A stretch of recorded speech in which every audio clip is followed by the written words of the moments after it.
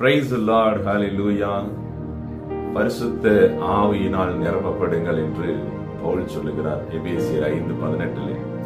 Be filled with the Holy Spirit. பவுலுடைய வாழ்க்கையில பார்த்தோம் அப்படின்னா அதிகமா அவர் சொல்லக்கூடிய காரியம் பரிசுத்த ஆவியின் துணை கொண்டு ஜெபியுங்கள், பரிசுத்த ஆவியினால் நிரப்பப்படுங்கள், பரிசுத்த ஆவியானவருடைய வல்லமையை பெற்றுக்கொள்ளுங்கள். இப்படியே அதிகமா சொல்லக்கூடிய காரியங்களை நம்ம பார்க்க முடியும். ஏன் இந்த பரிசுத்த ஆவியினால் நாம் நிரப்பப்பட வேண்டும் அப்படின்னா, இந்த பரிசுத்த ஆவியினால் நாம் நிரப்பப்படும் பொழுது இயற்கைக்கு அப்பாற்பட்ட ஒரு வாழ்க்கை வாழ முடியும். Praise the Lord, hallelujah. அன்பானவர்களே, இயற்கைக்கு அப்பாற்பட்ட ஒரு தயவு தேவன் பிரத்யட்சமாய் உங்க வாழ்க்கையில வெளிப்படுவதற்கு, அவர் முன்னே சென்று செயல்படுவதற்கு இந்த பரிசுத்த ஆவியானுடைய வல்லமை நிரப்புதல் அனுபவம் மிகவும் முக்கியம். Praise the Lord. தானியேலுடைய வாழ்க்கையில இந்த காரியத்தை நம்ம பார்க்கலாம். தானியேல சிங்க குகைகள்ல போட்டுருவாங்க. போட்ட போது ராஜா வந்து தானியேலை பார்த்து, தானியேல் 6வது அதிகாரம் 16வது வசனத்திலே சொல்லுவார், நீ இடைவிடாமல் ஆராதிக்கக்கூடிய தேவன் உன்னை தப்புவிக்க வல்லவர். ஹல்லேலூயா, ஹல்லேலூயா.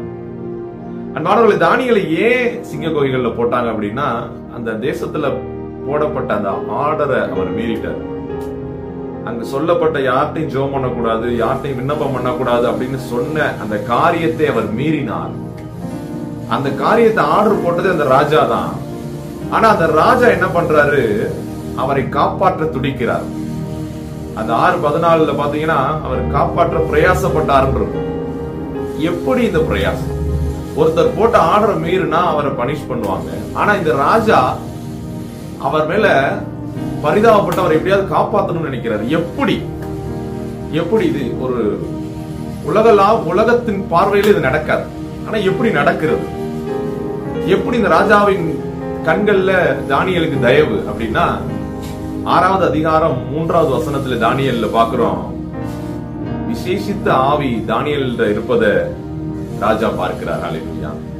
அந்த விசேஷித்த ஆவியானவருடைய வல்லமை தானியேல் இடத்துல இருக்கிறத ராஜா பார்க்கிறதன் மூலமா அந்த தயவை அந்த இடத்துல அவர் வெளிப்படுத்துகிறார். ஹல்லேலூயா. அப்ப பாருங்க அன்பானவர்களே, இந்த விசேஷித்த ஆவியின் மூலமாக நாம் மாம்சத்திலே நடக்க முடியாது, மாறாக ஆவிக்குரிய பரலோக உதவி நம்ம இடத்துல வரும். ஹல்லேலூயா. அதைத்தான் இந்த தானியேல் வாழ்க்கையில பார்க்கிறோம். அதனால அன்பானவர்கள், இந்த நாள் இந்த பவுலுடைய வார்த்தை எபேசியர் 5:18 பரிசுத்த ஆவியினால் நிரப்பப்படுங்க. அதிகமா அவருடைய சமூகத்துல இருந்து அதிகமா நிரப்புதல் அனுபவத்துக்குள்ள இருங்க, வசனத்தோடு இருங்க.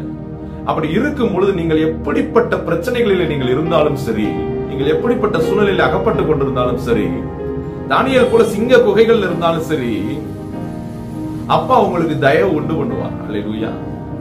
அந்த இடத்துல தயவு உண்டு பண்ணுவார். அவர் தயவை உண்டு பண்றது ராஜாக்கள் மத்தியில உங்களுக்கு தயவை உண்டு பண்ணுவார். ஹல்லேலூயா.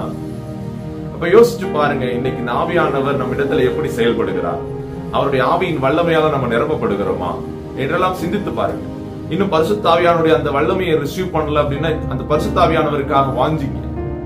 அப்படி வாஞ்சிக்கும் பொழுது நாம் நிரப்பப்படுவோம். அதிகமாக நிரப்பப்பட இயற்கைக்கு அப்பாற்பட்ட ஒரு வாழ்க்கை வாழ முடியும். தேவன் சொல்லக்கூடிய காரியங்களை நாம் கேட்க முடியும். அவர் கொடுக்கக்கூடிய பிளானை கேட்டு நம்முடைய வாழ்க்கையில செயல்பட முடியும். அதற்கு மிகவும் உறுதுணையாக இருக்கிறவர் பரிசுத்த ஆவியானவர். அதனாலதான் இயேசு ஆண்டவர் சொன்னாங்க, என்னாலும் உங்களோடு இருக்கும்படி துணையாளரை தருவேன். ஹல்லேலூயா. அந்த துணையாளரை இன்றைக்கு பாருங்க. துணையாளருடைய அபிஷேகத்தினால நிரம்புங்க, வல்லமையினால நிரம்புங்க. அப்படி நிரம்ப நீங்கள் இந்த உலகத்திலிருந்து உங்களுக்கு உதவி வராது, மாறாக உன்னதத்திலிருந்து உங்களுக்கு உதவி வரும். எனவே அன்பானவர்கள், அப்படியே கண்களை மூடுவோம்.